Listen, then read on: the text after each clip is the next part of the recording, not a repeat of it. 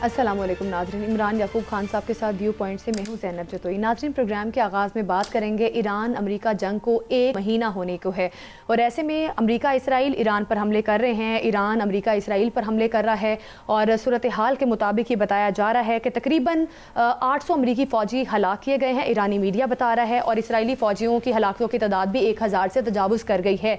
अमरीकी F-18 तैयारा भी तबाह कर दिया गया है, ईरानी मीडिया रिपोर्ट कर रहा है। और इस तमाम तर सूरत हाल में ये भी कहा जा रहा है कोशिशें तेज़ कर दी गई हैं मुज़ाकरात के लिए।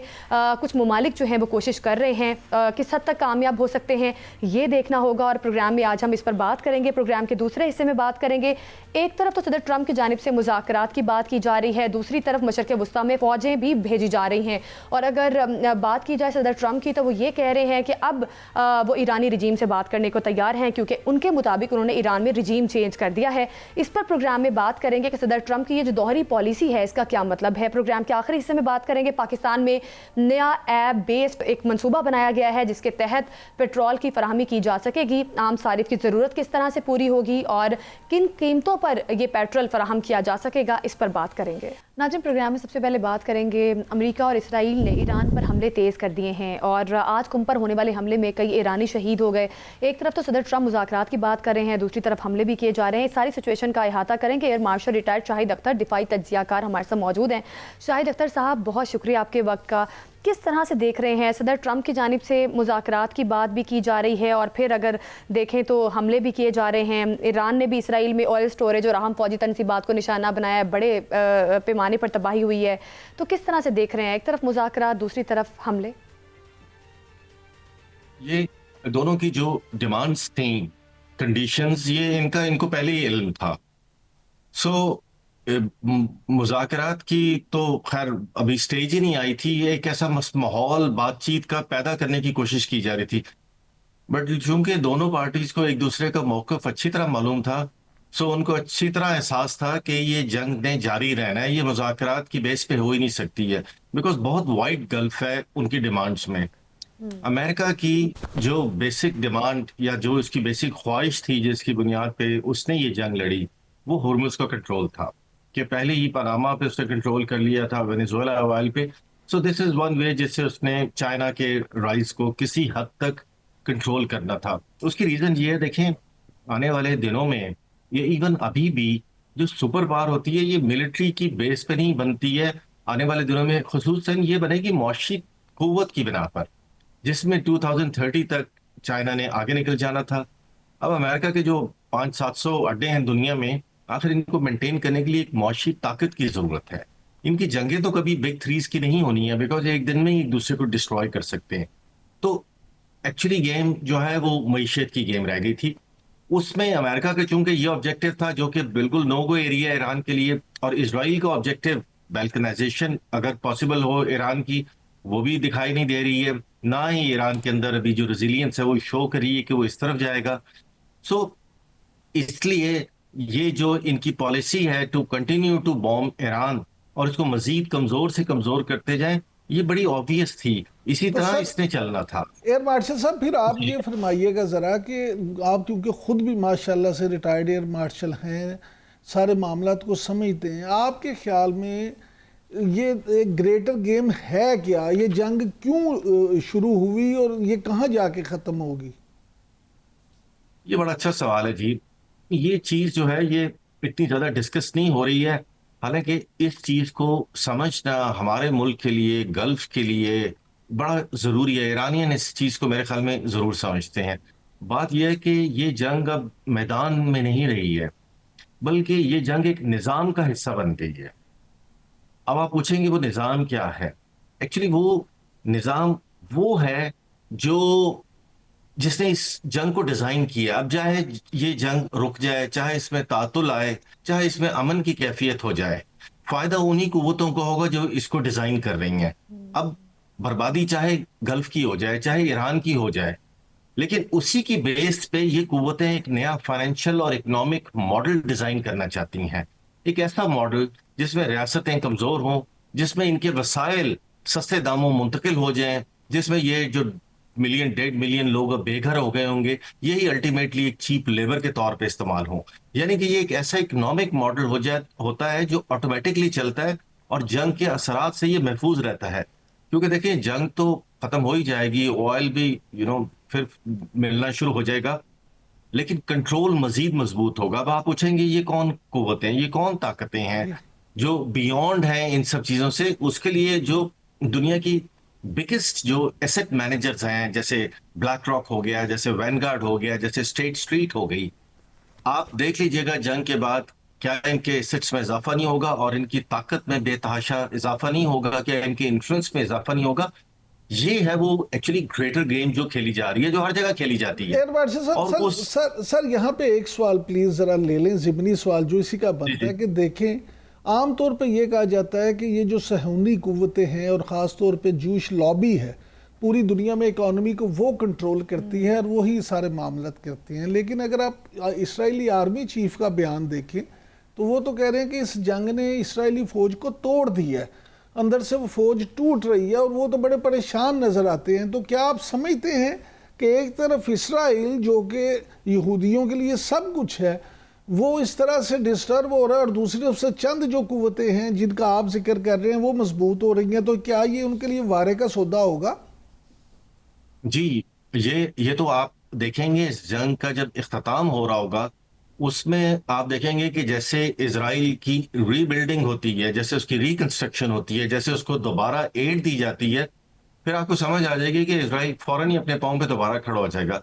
एक्चुअली इजराइल, मैंने अभी बल्कि मेरा एक आर्टिकल भी छपा है, उसमें सिर्फ इजराइल की कमजोरियां बताई गई हैं कि एक रियासत के तौर पे इसराइल एक कमजोर मुल्क है, इसका ज्योग्राफी बहुत थोड़ी है, इसकी नेवी नहीं है, इसकी मईशत बहुत स्ट्रांग नहीं है, इसके पास बहुत रिसोर्सेज नहीं है, इसकी इंडस्ट्रियल बेस एक्सेप्ट जो इसने एक बहुत ही स्पेसिफिक बनाई हुई है उसके अलावा नहीं है। अगर इसको अमेरिका या यही जो लॉबियां हैं ये सपोर्ट ना करें तो फिर ये एज ए कंट्री इतना पावरफुल नहीं हो सकता है। तो ये जो कुव्वतें हैं ये सारी मिलके इसराइल को तो रखेंगी, बिकॉज वही तो इनका एक ट्रम्प कार्ड है। जैसे एक अमेरिकन जर्नल ने कहा था कि इसराइल हमारा लैंड बेस्ड कैरियर है इस इलाके के अंदर। और एक बार ये बाइडेन ने भी 80s में कहा था, व्हेन ही वाज यंग, उसने कहा था अगर इसराइल ना होता तो हम एक इसराइल क्रिएट करते। अच्छा सर, तो ये जो सर जी ये जी फरमाइएगा कि ईरान की तरफ से ये दावा किया गया है कि अभी तक अमेरिका के 800 फौजी जो हैं वो हलाक किए जा चुके हैं। ईरानी फौज का ये दावा और फिर ईरानी फौज के तर्जुमान का ये कहना है कि जंग में 1321 इसराइली फौजी भी मारे गए हैं। तो क्या ईरान का अपने इतने दुश्मन के फौजी जो हैं उनको हलाक करने का दावा जो है वो आप इंडोर्स करते हैं इस बात को? देखिए, जंग में कहते हैं कि truth is the first casualty, कि सच्चाई मारी जाती है, और दूसरा ये जो फॉग ऑफ वॉर होती है जब ये हटती है तो चीजें पता चलती हैं। कल तक के जो स्टैटिस्टिक्स थे उसके मुताबिक, जो कि बिल्कुल गलत हैं, के 1500 आज हो गए हैं, 1600 ईरानी मतलब शहीद हुए हैं, 18,000 जख्मी हुए हैं। आप ये मुझे बताएं कि 18,000 तो अटैक हो चुके हुए हैं एरियल ईरान के ऊपर, अगर एक अटैक में एक भी शहादत हो तो क्या ये 1600 शहादतें बनती है? तो एक्चुअली ये फिगर्स बहुत ज्यादा हैं जिसको फॉर पब्लिक कंजम्पशन या जिस भी मकसद के लिए छुपाया जा रहा है। इसी तरह जो अमेरिकन फिगर्स अभी तक आई हैं जो उनकी तरफ से, वो 18 हैं सिर्फ, इसराइलियों की भी 18 ही हैं इंसिडेंटली, और पूरे गल्फ कंट्री सब मिला के 32 हुई हैं। और लेबनान में आप देखें 3,000 जख्मी हैं और 1250 की शहादत हो गई है। मैं इस पॉइंट की तरफ भी लेके आ रहा हूं कि ये इतना ज्यादा डिफरेंस है दोनों तरफ की डेथ्स में, एक्चुअली भी बहुत ज्यादा है, ये नहीं कि कोई एग्जैजरेटेड है या कम बताया जा रहा है। इससे आप सोच सकते हैं कि ईरान का फिर माइंडसेट क्या होगा जब वो निगोशिएशन की तरफ जाएगा, जिनकी आपने इतनी ज्यादा डिस्ट्रक्शन की है, जो मतलब दुनिया में तनहा इस जंग को लड़ रहे हैं। सो ये दावा कि ईरानी या अमेरिकन फौजी इतने ज्यादा हलाक हो गए, मुझे लगता नहीं है कि इतने ज्यादा हुआ। अच्छा मतलब सर, ये मेरी ये भी पर्सनल बताइएगा असेसमेंट है। कि सर अभी ये जो खबर आई है कि तेहरान में पाकिस्तान के सिफारत खाने के तरफ बमबारी हुई है, अल्लाह का शुक्र है कि उसमें कोई नुकसान नहीं हुआ, लेकिन इसराइल ने, आपको क्या लगता है कि इंटेंशनली इस तरह से हमला किया है और सिफारत खाने को निशाना बनाने की कोशिश की गई है, खासतौर पर पाकिस्तान के सिफारत खाने को? मेरा नहीं ख्याल, क्योंकि आज से जब ये जंग शुरू हुई थी, तीसरे या चौथे दिन हमारे सफारत खाने के सामने की 2 अपार्टमेंट्स थे जो नजर आते थे वहां से, उनको भी मलियामेट कर दिया गया था। सो ये अपने जो इनकी स्ट्रेटजी होगी बॉम्बिंग की, जो है हमें सबको नजर आ रहा है कि एक फ्लॉड स्ट्रेटजी है, क्योंकि सिविलियन मरकज को निशाना बनाया गया। हजारों जो कॉम्प्लेक्स हैं रेजिडेंशियल, वो ईरान में बिल्कुल मलियामेट हो गए हैं। और वही हम जब बात शहादतों की कर रहे थे, अगर एक कॉम्प्लेक्स में 500 लोग भी रहते हों तो आप सोच सकती हैं कि ये जो हम 1600 की फिगर सुनते हैं, अनफॉर्चुनेटली ईरान ने इससे ज्यादा नुकसान उठाया है, और अल्हम्दुलिल्लाह उसके बावजूद एक रेजिलियंस दिखा रहे हैं वो। अच्छा तो सर, आप मेरे नहीं ख्याल ट्रेंड है कि एयर कोई मार्शल पाकिस्तानी सर, सफारत खाने की वजह से किया गया। जी जी बताइए। सर आप क्योंकि एयरफोर्स के सारे मामलात को समझते हैं, ईरान की तरफ से जो अब तक 16 अमरीकी जहाज़ गिराने का दावा किया गया और बहुत सारे शवाहिद भी इसके तो मौजूद हैं। अब उन्होंने अमरीकी F-18 त्यारा जो है वो भी गिराने का दावा किया है। तो इस सारे मामले को आप किस नज़र से देखते हैं कि ये ईरान की कितनी कामयाबी है? देखिए, एक तो ये कहना कि एग्जैक्टली इतने इन्होंने गिरा दिए हुए हैं, वो उस पर मैं कोई कमेंट नहीं दे सकता, बिकॉज ना मैं ऐनी शाहिद हूं, ना उसका एक फुल प्रूफ किस्म का, इसे कहते हैं ना कि एक सबूत हमारे सामने आ गए हो। बट हैविंग सेड दैट कि उन्होंने कुछ ना कुछ गिराए हैं, तो मेरे अपनी जाती नजरिए यह है कि इनके पास आई थिंक कि वो बहुत अच्छे सरफेस टू एयर सिस्टम होंगे, जो जाहिर है चाइनीज हो सकते हैं या रशियन हो सकते हैं, और मोस्ट प्रॉब्ली वो चाइनीज होंगे, जो मतलब अमेरिकन की सारा इलेक्ट्रोमैग्नेटिक स्पेक्ट्रम को उन्होंने कंट्रोल भी किया हुआ है। उसके बावजूद वो उनके जो एंटी मिसाइल मैयर्स होते हैं उसको भी ये फलांगते हुए इन्होंने ये डिस्ट्रक्शन की है। और यही तो वो चीजें हैं जिसकी वजह से अब इसराइल और अमेरिका निगोशिएशंस की तरफ आ रहे हैं, बिकॉज इनको एहसास होना शुरू हो गया है कि वो मिलिट्री फील्ड जिसमें ये सर आपको भी इन्होंने लगता है कि सदर ट्रंप जो मुज़ाकरात की टेबल पर आए हैं या मुज़ाकरात की बात कर रहे हैं, इन पर प्रेशर ही है? इसराइली आर्मी चीफ के बयान की बात कर रहे थे अभी हम, कि उन्होंने कहा कि हमारे पास रिजर्व फौजी नहीं रहे, हमारे पास उस तरह से वसाइल नहीं हैं कि इस वॉर को मजीद ड्रैग किया जा सके। तो आपको लगता है कि फिर दो अमेरिका और इसराइल पर अब एक प्रेशर है ताकि अब के वॉर को ख़त्म करना ही है? आप भी यही समझते हैं? देखिए, इसके दो एंगल हैं। एक एंगल ये कहता है कि इसराइल इस जंग को खत्म नहीं करना चाह रहा, मतलब चाह रहा है कि अमेरिका इसके अंदर रहे ताकि ईरान की मजीद से मजीद डिस्ट्रक्शन हो। उसके दो प्रूफ्स हैं। एक प्रूफ ये है कि जब इन्होंने ईरान की पहली लीडरशिप को शहीद किया था तो वो मॉडरेट थी। इसराइल को अच्छी तरह पता था कि इसके बाद जो लीडरशिप आएगी वो हार्डलाइनर होगी। जंग की यही मैकेनिक्स होती है कि ultimately more and more hardliner जो है वो ऊपर आना शुरू हो जाते हैं। और दूसरा, जो इन्हें अभी अमेरिका ने 15 शर्तें रखी थी, अगर आप उनको गौर से देखें तो वो 100% इसराइल की शर्तें हैं। अमेरिका को उन शर्तों में शायद ही कोई इंटरेस्ट होगा। तो इन इन चीजों से अंदाजा हो रहा है। और प्लस इसराइल ने इनको भड़काने के लिए इनकी ऑयल पे भी एक बार अटैक किया, उनके मना करने के बावजूद। तो ये तो वो शवाहिद है जो बताते हैं कि इसराइल जो है वो इस जंग की तवालत चाहता है। और लेकिन दूसरी तरफ जैसे आपने बताया कि कुछ बयानात आ रहे हैं, कुछ तबाही है ये जो पहले इजराइल ने नहीं देखी, तो वो ये सजेस्ट करती है, मेरा अपने जाती नजरिए में ये है कि अमेरिका इस वॉर से ऑब्वियसली निकलना चाह रहा है। इसराइल चाहेगा। लेकिन सर इसराइल का भी अगर देखें तो उनके एक मेयर तो चीख चीख के कह रहे हैं कि देखिए पूरा शहर तबाह हो गया, और ये इसराइल को क्यों समझ नहीं आ रही। दूसरी तरफ सर जो मगरबी मीडिया है और ख़ास तौर पे एजेंसीज इंटेलिजेंस राय भी ये दावा कर रहे हैं कि रूस जो है, जैसे आपने चीन का जिक्र किया कि रूस ड्रोन्स भेज रहा है और ईरान जो है उसकी वो मदद कर रहा है। इस पे आपका क्या कमेंट है सर? देखिए, ये जंग में अमेरिका इस दलदल में घिसता जाए तो इससे ज्यादा अच्छी चीज तो रूस और चीन के लिए कोई हो ही नहीं सकती है।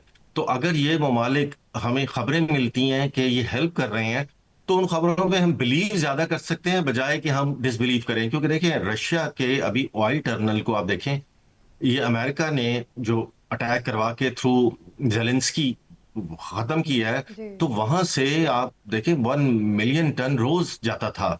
तो रूस के जराए भी खत्म कर रहे हैं, वेनेजुएला पे भी कंट्रोल कर लिया हुआ है, पनामा कैनाल पे भी कंट्रोल है। तो फिर अब यूरोप के पास, और अब गल्फ से भी नहीं आ रहा, तो यूरोप के पास फिर क्या ऑप्शन रह जाती, कहां से ले?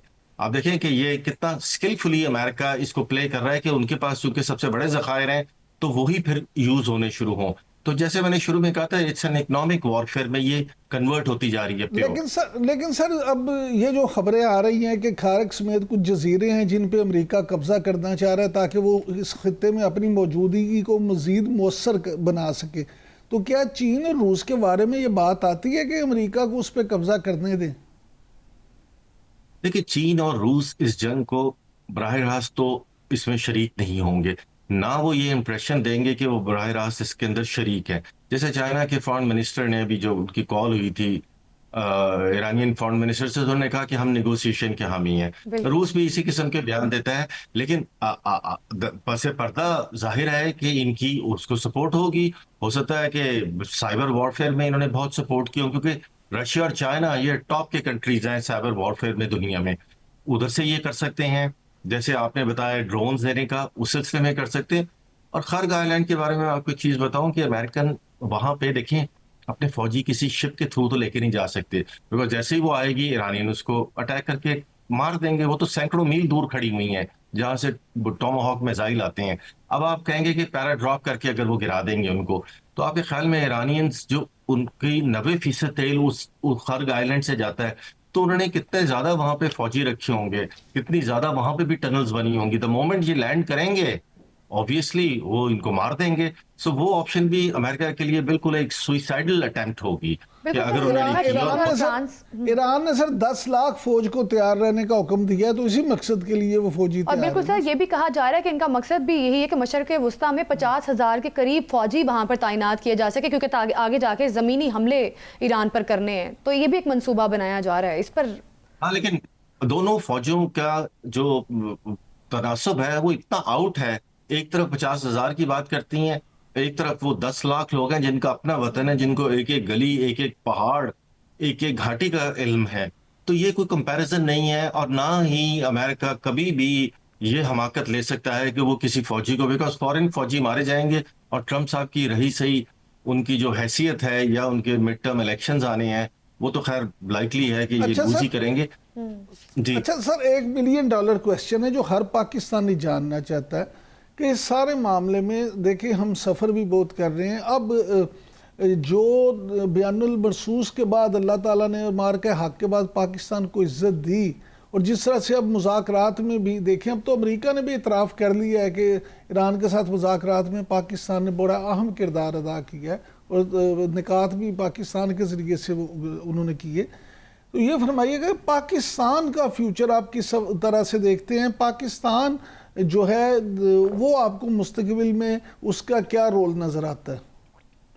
जी, दो पहलू हैं इसके। एक पहलू यह है कि खुदा न खास्ता ईरान फ्रेगमेंट होता है तो पाकिस्तान का फ्यूचर उस मामले में अच्छा नहीं है, क्योंकि दो कंट्रीज, दो सबसे ज्यादा मुतासिर होंगे वो गल्फ है और पाकिस्तान है। एक ये एस्पेक्ट है। दूसरा ये है कि ईरान इस जंग से मुस्तहकम निकलता है, नेगोशिएशन होती हैं और इस पर सैंक्शन खत्म हो जाती हैं। फिर आप सोचें कि जो ईरानियन पाइपलाइन ऑलरेडी ईरान ने तो अपनी बिल्ड की है, पाकिस्तान भी बिल्ड करेगा, इंडिया तक जाएगी। आप सोचें कि कितनी हमें चीप एनर्जी मिलेगी और कितना ज्यादा हमें मुहासिल मिलेंगे जब हम इसके तरसील के बीच में आ जाएंगे। तो एक सैंक्शन फ्री ईरान एक हमारे लिए एक बहुत अच्छी खुशाइन बात होगी। सो अभी दोनों एस्पेक्ट हैं जो चल रहे हैं। फ्रैक्चर्ड या unstable Iran very bad for us.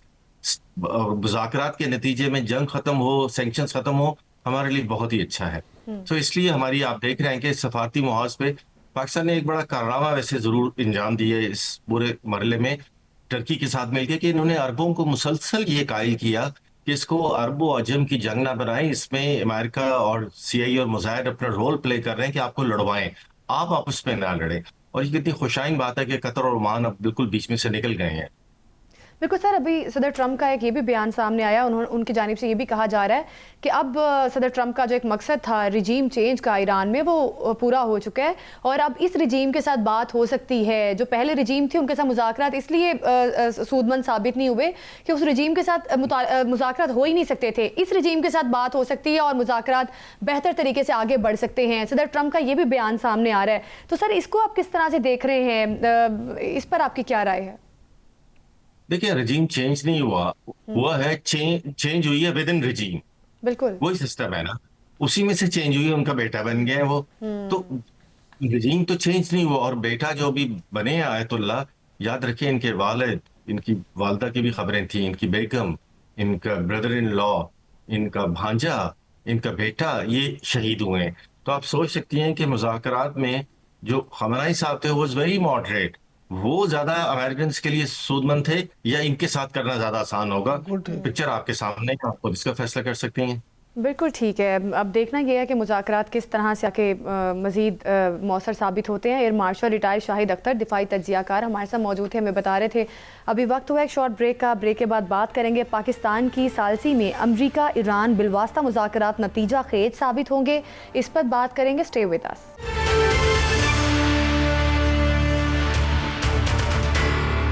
Welcome back नाजरीन। ईरान अमरीका मुज़ाकरात के लिए अमरीका ने 15 नुकात पेश किए हैं। ईरान की जानिब से ये कहा जा रहा है कि ये यकतरफ़ा है और गैर मुनसिफाना है, और इस सारे सिनेरियो में पाकिस्तान जो है एक अहम रोल प्ले करने जा रहा है। पाकिस्तान की कुवैत के वली अहद से बात भी हुई है, और इसमें सालसी का रोल प्ले करेगा पाकिस्तान, और किस तरह से हालात आगे सूदमंद साबित होंगे, इस पर बात करेंगे। हमारे साथ मौजूद हैं साजिद तारड़, जो कि बानी अमेरिकन मुस्लिम्स फॉर ट्रंप हैं। साजिद तारड़ साहब, बहुत शुक्रिया आपके वक्त का। किस तरह से देख रहे हैं जो सिचुएशन बन रही है? एक तरफ सदर ट्रंप जो है मुज़ाकरात की बात कर रहे हैं, 15 नुकाती मुतालिबात भी पेश किए गए हैं, फिर मशरक़ वस्ता में फ़ौजें भी भेजी जा रही हैं और जंगी तैयारियां भी की जा रही हैं। तो इस दोहरे मयार पर क्या कहेंगे आप? देखिए, मैं दो एंगल आपके सामने पेश करना चाहूंगा। एक पाकिस्तानी एंगल है और दूसरा अमेरिकन एंगल है। अमेरिकन एंगल से इस वक्त देखा जाए तो ये डोनाल्ड ट्रंप साहब का स्टाइल माजी में भी रहा है, प्रेशर क्रिएट करना, पैरा ट्रूपर्स को भेजा जा रहा है। और अगर आज की खबरें देखी जाए तो ड्रोन बोट्स इस्तेमाल की जा रही हैं, भेजी जा रही हैं, प्रेशर टैक्टिक्स। लेकिन साथ ये भी देखें कि 10 दिन मजीद दे दिए गए हैं। ईरान ने 7 दिन मांगे थे तो ट्रंप साहब ने 10 दिन दे दिए हैं। आज हमारे secretary state Marco Rubio France जा चुके हैं। एक इंटरनेशनल टास्क फोर्स सुना है बनाई जा रही है स्ट्रेट ऑफ हार्मूज के हवाले से। और दूसरी तरफ से देखा जाए तो ईरान की तरफ से एक वीडियो जो है मिसाइल शूटिंग करते हुए वो भी नजर आ रही है। और इजराइल और ईरान एक दूसरे के ऊपर हमले भी कर रहे हैं। ये सारी चीजें, लेकिन पाकिस्तान के हवाले से देखा जाए तो आज जो मेरे लिए और हर पाकिस्तानी के लिए जो काबिल फख्र बात यह है कि वॉशिंगटन डीसी और इंटरनेशनल सारे जरीदे इस्लामाबाद कर रहे हैं। इंटरनेशनल मीडिया इस्लामाबाद पहुंचना शुरू हो चुका है। आपकी मिलिट्री डिप्लोमेसी और आपकी डिप्लोमेसी फॉरेन पॉलिसी की धुमें हैं। आज भारत से आवाजें आ रही हैं कि पाकिस्तान असली विश्व गुरु बन चुका है वर्सेस भारत। तो मैं ये समझता हूं दो एंगल हैं, लेकिन अब देखा जाए, जो मैं देख रहा हूं कि जंग के हवाले से लोग बेजार हैं। आज रशियन फॉरेन मिनिस्टर, उन्होंने भी एक प्रेस कॉन्फ्रेंस की है, ईरान को सपोर्ट के बारे में बात की है। लेकिन जंग के सपोर्ट में इस वक्त जो कई पार्टियां मंजरे आम पर आ रही हैं, कई कंट्रीज, कई पार्टियां चाहती हैं कि जंग मजीद डिले हो, मजीद आगे बढ़े। चौधरी साहब, ये फरमाइएगा कि आपने अभी इस्लामाबाद का जिक्र किया, तो पहली तो बात ये है कि वाकई ही यह बतौर पाकिस्तानी हमारे लिए बड़ी ही खुशी और फख्र की बात है कि बहुत अरसे के बाद आलमी सतह पे पाकिस्तान की सलाहियतों को ना सिर्फ डिस्कस किया जा रहा है बल्कि सराहा भी जा रहा है। और आज तो अमेरिका की तरफ से सरकारी तौर पे भी इस बात का एतराफ़ किया गया है कि मुज़ाकरात में पाकिस्तान बड़ा अहम रोल अदा कर रहा है। ये भी खबरें हैं कि ये जो आपके नायब सदर हैं अमेरिका के, वो भी इस्लामाबाद आ रहे हैं और मुज़ाकरात इस्लामाबाद में उनकी सरबराही में होंगे। तो इस सारे सिनेरियो को आप किस तरह से देखते हैं? आप पाकिस्तान की कितनी सफारती कामयाबी इस बात को समझते हैं? इमरान भाई, आज से कुछ महीने पहले जब हमारे फील्ड मार्शल टैंपा फ्लोरिडा में पाकिस्तानी कम्युनिटी से खिताब कर रहे थे तो मैं आई विटनेस था। उन्होंने कहा कि अब पूरी दुनिया को फॉरेन पॉलिसी के हवाले से हमसे क्लासें लेनी चाहिए। आज आप हालात देखें कि आपने किस खूबसूरती से बीजिंग, वॉशिंगटन डीसी, तेहरान, रियाज, इन सब को एक टेबल पे इकट्ठा किया है। नया दोहा, नया कतर, पहले दुनिया दोहा में मिला करती थी, आज इस्लामाबाद में मिल रही है। आज जबकि आपका डायलॉग हो रहा है कराची के पास, आप चाइनीज नेवी के साथ एक्सरसाइजें कर रहे हैं। आज कराची में इतने ज्यादा शिप्स खड़े हैं, जितने ज्यादा कंटेनर ऑफलोड हो रहे हैं आबनाए हुर्मुज़ के बंद होने की वजह से। रिमार्केबल आपकी मिलिट्री डिप्लोमेसी, आज हर दुनिया के कैपिटल में उसकी बात हो रही है। मैं समझता हूं इस रिमार्केबल। 1 साल पहले तक अगर देखा जाए तो किस तरीके से आप, दुनिया यहां से कई ख्वाहिश करते थे ये श्रीलंका बनेगा, ये बैंकरप्ट होगा, यहाँ पे रिचर्ड गर्नैल जैसी पर्सनैलिटियां कितना अहम रोल लोग एक्सपेक्ट कर रहे थे। लेकिन दूसरी तरफ आज अगर देखा जाए तो मैं समझता हूं कि आपने जितनी जल्दी एक रीजनल पावर, एक रीजनल ब्रोकर, मैं समझता हूं पावर ब्रोकर बन के सामने आए हैं, रिमार्केबल। जिस तरह मैंने कहा है, आज आप इजिप्ट और टर्की के बराबर खड़े हैं एक साल के अंदर अंदर। कुछ साल पहले पाकिस्तान में हमारा बड़ी कामयाबी है, जेडी वेंस अमेरिकी नुमाइंदगान आ रहे हैं। लेकिन ज़ैनब इसमें एक चॉइस साहब से ये जरूर पूछना है कि सर ये फरमाइए, अभी आपने जैसे जिक्र किया, एक इसमें ये बड़ी कामयाबी है तारिर साहब कि पाकिस्तान ने तुर्की के साथ मिलके जिस तरह से गल्फ की ईरान के साथ जंग नहीं होने दी, जिस तरह से यूएई, सऊदी अरब, बहरीन, ओमान, इन सब को जिस तरह से उन्होंने ईरान के साथ आमने सामने आने से रोके रखा, इसको आप किस नज़र से देखते हैं? मैं ये समझता हूं, आप जरा देखें, मैं अब सरप्राइज, हमारे फील्ड मार्शल साहब मुसलसल सऊदी अरेबिया बैठे रहे, हमारे वजीर आजम साहब और डार साहब मुसलसल ईरान के साथ एंगेज रहे, और ना सिर्फ उनके साथ एंगेज रहे, हमारे फील्ड मार्शल। आज अगर देखा जाए तो डोनाल्ड ट्रंप साहब से डायरेक्ट बात करना इतना आसान नहीं है। हमारी कैबिनेट मेंबर डरते हैं उनसे, दूर डरते हैं, जिस तरह वो आप व्हाइट हाउस में उनसे डायलॉग करते हैं। हमारे फील्ड मार्शल साहब, मैं समझता हूं कि उनकी बहुत ज्यादा इज्जत है वॉशिंगटन डीसी में।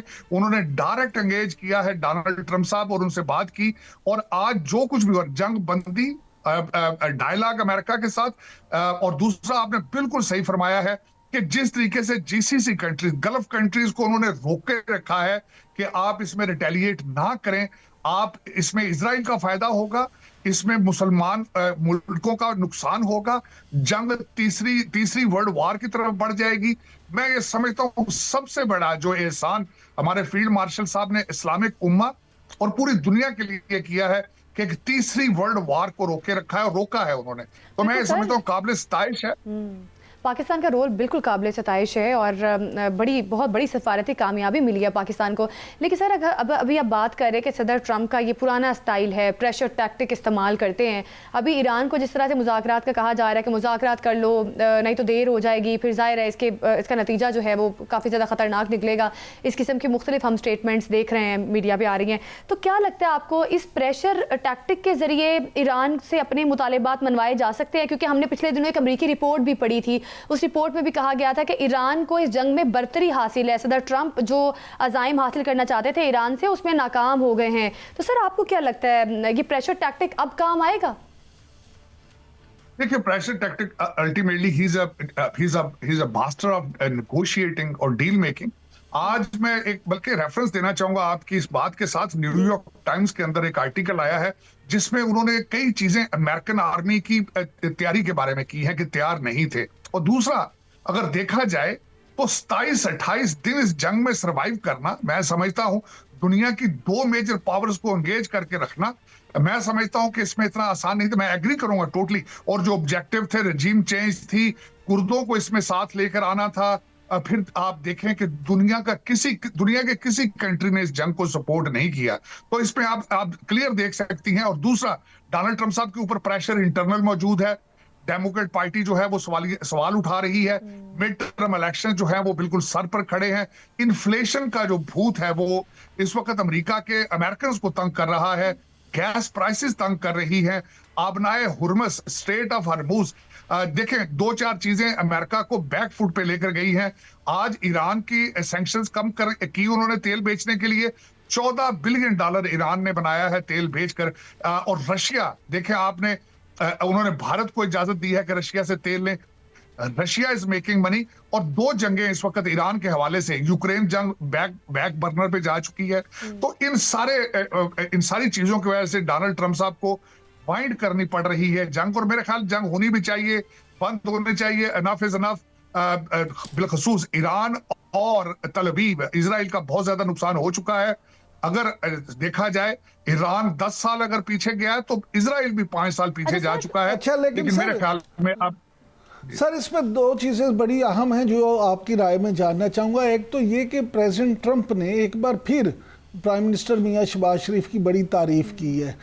आप क्या समझते हैं कि इस वक्त पाकिस्तान में जिस तरह से मिलिट्री ब्यूरोक्रेसी और हुकूमत ये एक पेज पे हैं, क्या वाकई ही वज़ीर आज़म और फील्ड मार्शल दोनों की ये बेस्ट कोऑर्डिनेशन का नतीजा है कि पाकिस्तान जो है वो आलमी सतह पे अपना लोहा मनवा रहा है? एब्सोल्युटली मैं एग्री करूंगा इमरान भाई। उसकी वजह ये देखें, अमेरिकन सदर का रीट्वीट करना शहबाज शरीफ साहब की ट्वीट का, और अगर देखें कि स्टैचर कितना है हमारे प्राइम मिनिस्टर का, कि 4 साल एक वजीर आजम एक कॉल का इंतजार करता रहा है, आज आपकी ट्वीट को रीट्वीट किया जा रहा है। और जो इस वक्त कोऑर्डिनेशन है हमारी आर्मी और पॉलिटिकल लीडरशिप की, रिमार्केबल। इन दोनों इस कोऑर्डिनेशन के बगैर पॉसिबल नहीं था। और तीसरा शख्स मैं समझता हूं जिसको क्रेडिट देना जरूरी समझता हूं, वो डार साहब हैं। इस वक्त अगर देखा जाए तो शहबाज शरीफ साहब, जिनका नाम पहले ही लोग जो है वो कहते हैं कि शहबाज स्पीड, जिस तरीके से उनकी डेडिकेशन है, हार्ड वर्क है, लाहौर के हवाले से, पाकिस्तान के हवाले से, एग्जैक्टली इसी तरह डार साहब एक अनथक किस्म के लीडर हैं। जिस तरीके से उन्होंने आज भी ईरान को एंगेज कर रखा है, जिस तरह जीसीसी कंट्रीज के साथ वो मुसलसल राब्ते में हैं, एंगेज्ड हैं, इट इज रिमार्केबल। और मैं समझता हूं कि आज Pakistan has become a regional leader in that region. Pakistan ने मशरक़ वस्ता में बड़ी जंग होने से वस्ता को बचा लिया और इसका क्रेडिट पाकिस्तान को जाता है। बहुत शुक्रिया आपका साजिद तारड़ साहब हमारे साथ मौजूद थे और हमें बता रहे थे। नाजरीन, अभी वक्त हुआ एक शॉर्ट ब्रेक का। ब्रेक के बाद बात करेंगे पाकिस्तान में नए ऐप बेस्ड कोटा और वाउचर सिस्टम के तहत किसको कितना पेट्रोल मिलेगा, इस पर बात होगी। Stay with us.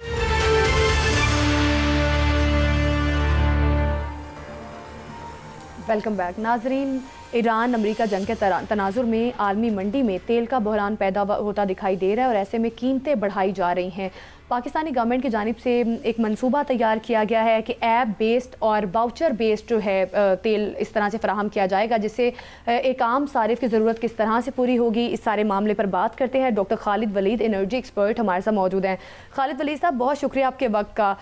अब आलमी बहरान पैदा हो रहा है तेल का, कीमतें भी बढ़ाई जा रही हैं और हुकूमत की जानिब से वाउचर सिस्टम और ऐप बेस्ड सिस्टम को भी मुतारिफ करवाया जा रहा है। किस तरह से देख रहे हैं आप और ये किस तरह से काम करेगा और एक आम सारिफ की ज़रूरत को किस तरह से पूरा करेगा, आपकी क्या राय है?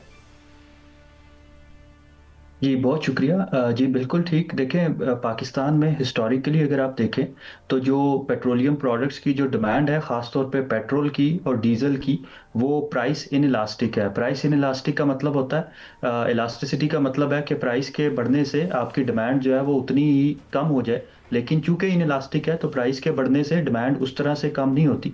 जिस तरह से हमने देखा कि हुकूमत ने खातिर ख्वाह इजाफा किया कीमतों में, लेकिन पेट्रोलियम मसनूआत की जो डिमांड है उसमें उस तरह से कमी नहीं आई। तो अब शायद अगले वीक में शायद इजाफा होने जा रहा है प्राइसेस में।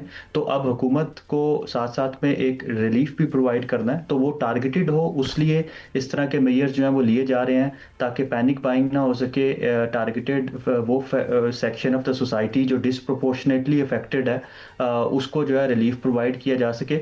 अगर अब एग्जिस्टिंग प्राइस स्ट्रक्चर को देखें आप पेट्रोलियम प्रोडक्ट्स का, तो वो एक जो आपका हायर इनकम क्विंटाइल के लोग हैं उनके लिए भी उतनी प्राइस है, लोअर इनकम के लिए भी उतनी प्राइस है। तो उस चीज़ को थोड़ा सा एड्रेस करने के लिए किया जा रहा है। दूसरी चीज़ इसमें इंपॉर्टेंट आईएमएफ का रोल भी है, क्योंकि आईएमएफ ने जो फिस्कल टारगेटेड सेट्स किए हुए हैं, रेवेन्यू टारगेट सेट किए हुए हैं, आप उनसे भी पीछे नहीं हट सकते।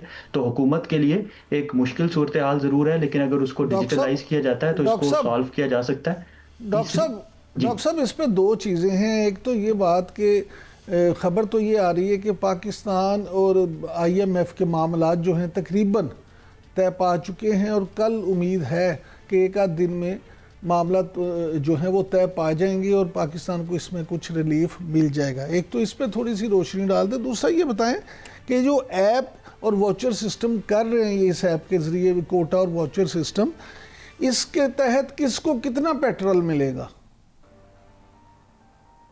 जी बिल्कुल ठीक। देखिए, आईएमएफ का जो वर्चुअल आपके नेगोशिएशंस हो रही थी थर्ड रिव्यू के लिए, उसका कोई कंक्लूडिंग रिपोर्ट जो है वो आपके सामने नहीं आई थी। आपकी बात बिल्कुल ठीक है, एक दो दिन में जो है वो मामलात जो है वो सेटल हो जाएंगे। मेन जो लकूना था जिस पे नेगोशिएशंस हो रही थी वो यही था कि किस तरीके से टारगेटेड रिलीफ जो है वो पहुंचाया जाए, और ख़ास तौर पे वो टारगेटेड होना चाहिए, क्योंकि पाकिस्तान जो ब्लैंकेट सब्सिडीज हैं उसका विक्टिम रहा है। आप जो है वो सब्सिडाइज कर देते हैं पूरे की पूरी पॉपुलेशन को, वो शायद नहीं होना चाहिए। एक और चीज़ जो बड़ी इंपॉर्टेंट है इस टारगेटेड रिलीफ की, वो पेट्रोल का एस्पेक्ट तो है ही है, डीजल का एस्पेक्ट अगले महीने जाके बड़ा नुमाया तौर पे सामने आएगा, क्योंकि अगला महीना जो है वो गंदम की कटाई का महीना है, और ये जो आपके जितने भी ट्रैक्टर्स, हार्वेस्टर्स, थ्रेशर्स हैं, ये सारे के सारे डीजल से चलते हैं। तो अगर आप एक ऐप बनाने जा रहे हैं तो उस पर खसूसी ख्याल रखना होगा फार्मर्स का, अपनी रूरल इकोनॉमी का। अभी जो सोचा जा रहा है वो यही सोचा जा रहा है कि बजाय इसके कि आप इसको प्राइस साइड पे रिलीफ की तरफ लेके जाएं, आप इसको कोटा के साथ मुंसलिक करें।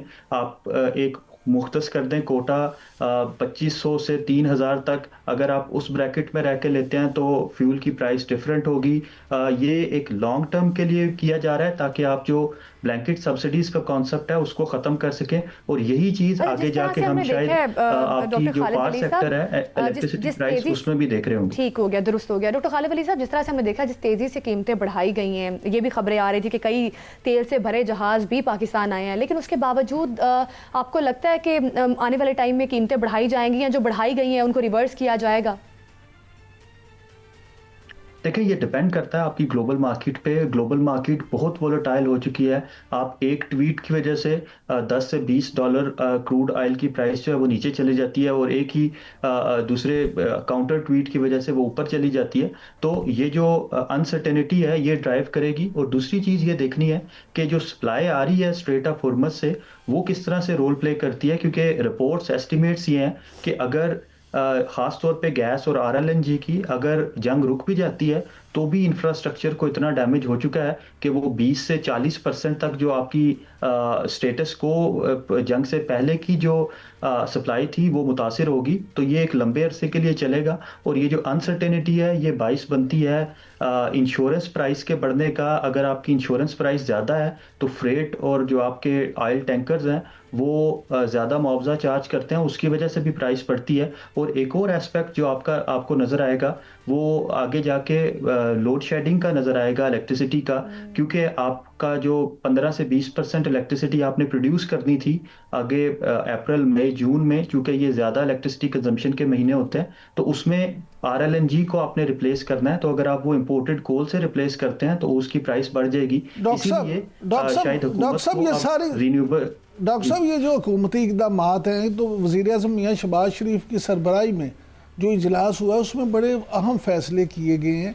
एक तो ये कि जो मार्केटें हैं, बाज़ार हैं, उनको 8 बजे बंद करने पे हुकूमत जा रही है कि 8 बजे तमाम मार्केटें बंद कर दी जाएँ। दूसरा जो किफ़ायत शहरी फ़ंड के लिए 100 अरब की ग्रांट जो है वो मंजूर की गई है। तो ये जो सारे इकदाम हैं, आप इसका फ़ायदा क्या समझते हैं? क्या वाकई ही इन इकदाम से मामलात बेहतर होंगे?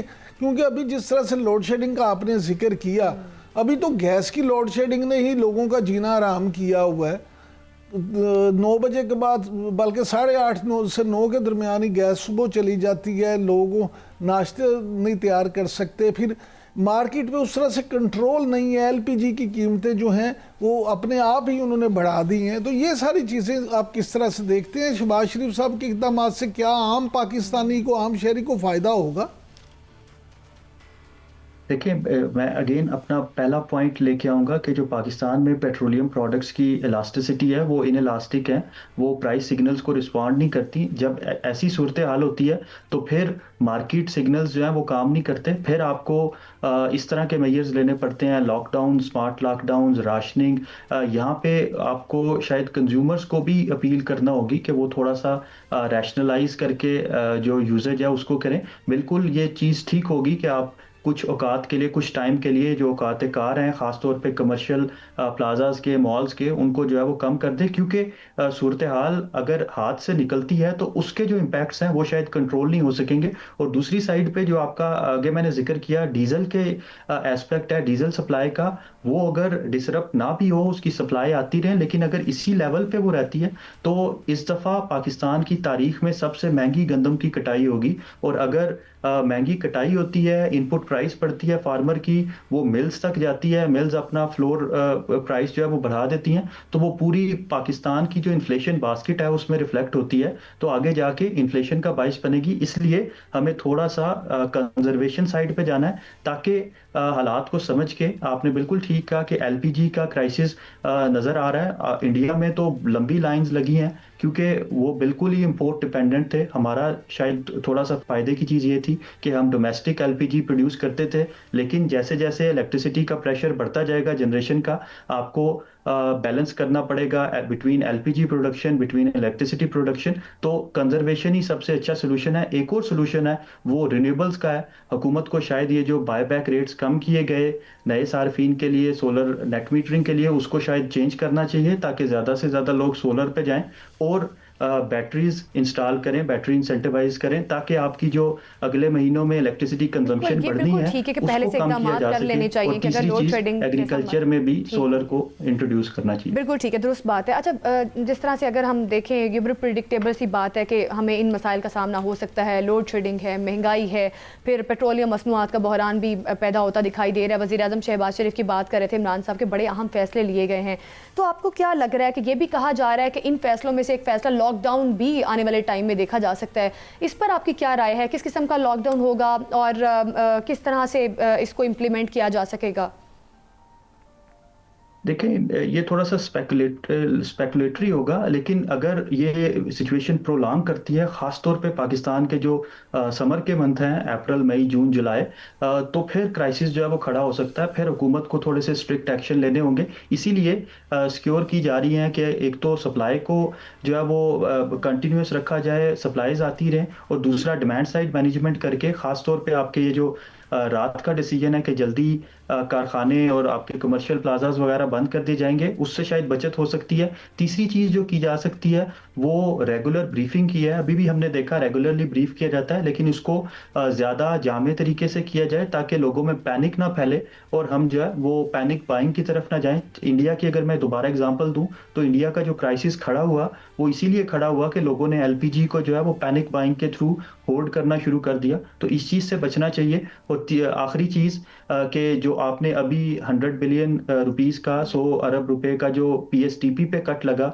उसको एक अच्छे वे में रिसाइकल करना चाहिए टारगेटेड सब्सिडी के साथ, और अगेन आईएमएफ के साथ निगोशिएट करना कि किस तरीके से आप पेट्रोलियम लेवी का पैसा लोगों की वेलफेयर के लिए लगा सकते हैं, खासतौर पे उनके लिए जिनका रोजगार जो है वो ट्रांसपोर्टेशन के साथ जुड़ा हुआ है, जिनका रोजगार जो है वो एग्रीकल्चर के साथ जुड़ा हुआ है। उससे करने चाहिए जिससे पैनिक भी पैदा ना हो और ज़रूरत भी एक आम सारिफ की पूरी की जा सके।